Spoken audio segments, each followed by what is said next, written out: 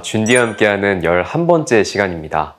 와, 벌써 11번째면은 저희가 책을 11번째 지금 다루고 있는 건데 11권이죠. 굉장히 많은 숫자여가지고 어느새 이렇게 했나 싶은데 그래도 또 계속 시간이 지나다 보니까 이렇게 많은 책을 다뤘네요.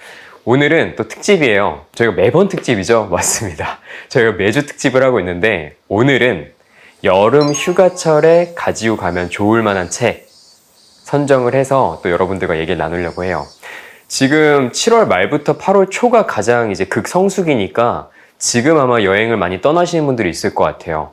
저도 실제로 주변에 보니까 해외로 요즘에 많이 가더라고요. 뭐 하와이부터 시작해서 뭐 동남아시아도 가고 유럽도 가고 다들 많이 가는데 그런 분들 가실 때 사실 책 한 권쯤 뭘 가져갈까 고민은 분명히 하실 것 같아요.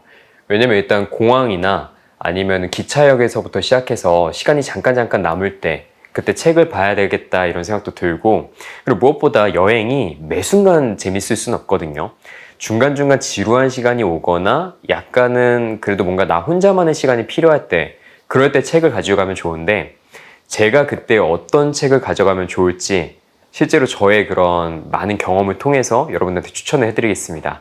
오늘은 첫 번째, 바로 어떤 책이냐, 장류진 작가의 일의 기쁨과 슬픔 이라는 책을 선정을 했습니다. 제가 이렇게 휴가지에 가져가면 좋을 만한 책을 선정을 할 때는 일단 기준이 두 가지가 있어요.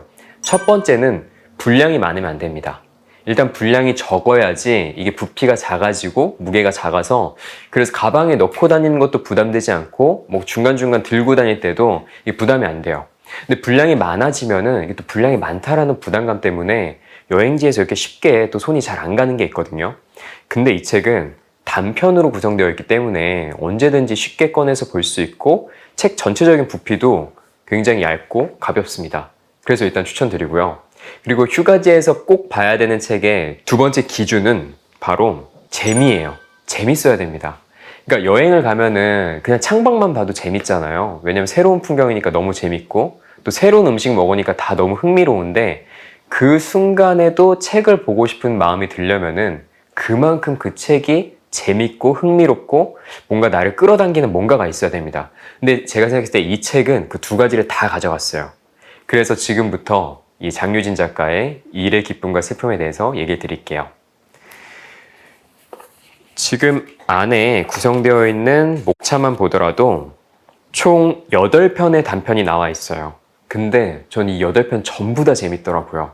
그래서 이 8편 중에 어떤 책을 좀 달아가지고 여러분들과 얘기를 할까 생각을 했는데, 제가 오늘은 딱 3개만 다뤄보도록 하겠습니다. 첫 번째로 잘 살겠습니다 라는 단편인데요.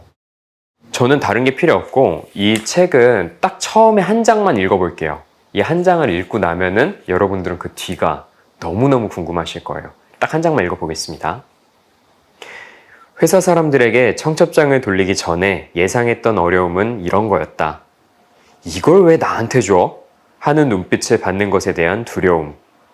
그래서 최대한 보수적으로 돌리기로 마음먹었다.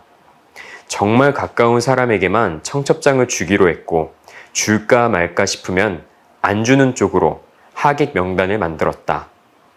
왜 나는 안 줘? 때문에 곤란해질 것이라고 생각하진 못했다. 하물며 그렇게 묻는 사람이 빛나 언니일 줄이야. 빛나 언니라니? 지난 몇 년간 머릿속에 떠올려 본 적조차 없는 이름이었다. 모두의 예상과는 달리 언니는 꽤 오래 회사를 다니고 있었다. 빛나 언니가 메시지를 보내온 건 지난주 수요일 퇴근 무렵이었다. 구제랑 결혼한다며? 로 시작된 메시지는 동기 커플 1호 탄생이라는 호들갑에 왜 나한텐 이야기 안 했어? 서운하다. 빨리 청첩장을 달라. 등의 투정조의 요청으로 줄줄이 이어졌다.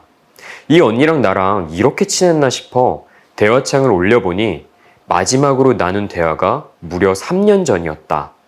3년 동안 아무 교류가 없었는데 이제 와서 왜? 하는 생각이 들었다.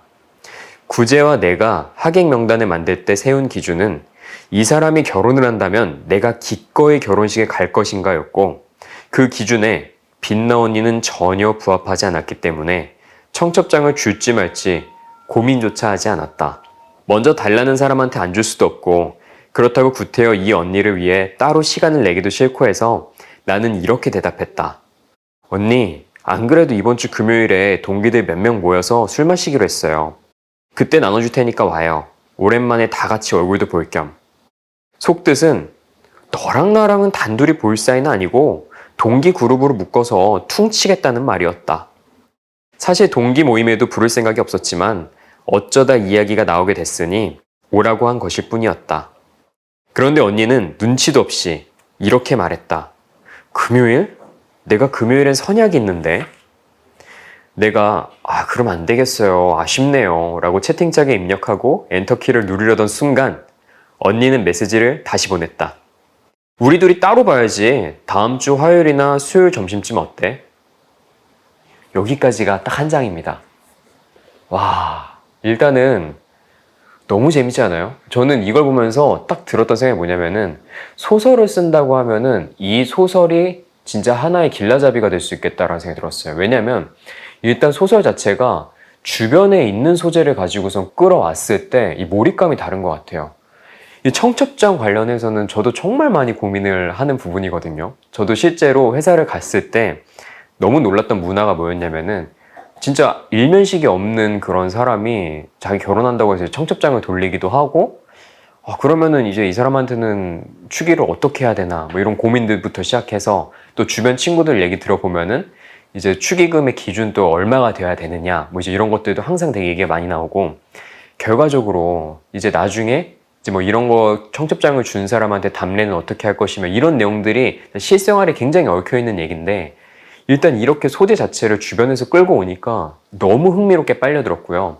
그럼 내용이 나는 전혀 청첩장을 줄 마음이 없는 대상이었는데 그 사람이 나한테 우리는 따로 만나서까지 청첩장을 받아야겠어 라고 얘기를 하니까 이 뒤에 도대체 무슨 내용이 이어질지 너무 흥미롭더라고요. 이 단편 같은 경우 한 20페이지 남짓이기 때문에 충분히 금방 보실 것 같은데 아마도 뭐 공항이나 기차역에서 이제 딱 책을 꺼내가지고 보기 시작하신 분들이라면은 여기서부터는 그냥 계속해서 이끌려서 볼 것 같아요. 그래서 이 첫 번째, 잘 살겠습니다. 일단은 첫 소설부터가 너무 만족스러워서 정말 재밌게 읽을 수 있었던 소설이었습니다.